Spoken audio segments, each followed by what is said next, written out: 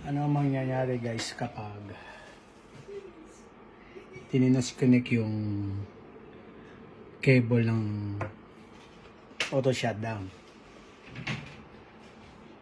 Tignan natin kung ano mangyayari pag dinisconnect yung auto cable ng timer. Ano ba? Pagka natin. Yan.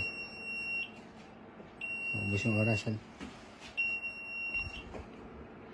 Halimbawa, dinisconnect itong cable ng naka-connected sa timer. Yung cable ng COM port.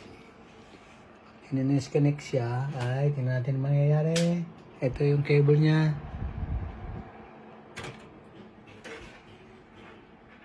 Ayan. Magsa-shutdown ng PC. Madidetect niya na walang timer, na walang connection ng COM port. Magsa-shutdown. Kahit may timer pa siya. Ayan, nag-shutdown ang PC. Ayan. Ganyan po gagana ang auto shutdown ng PisoNet ng timer.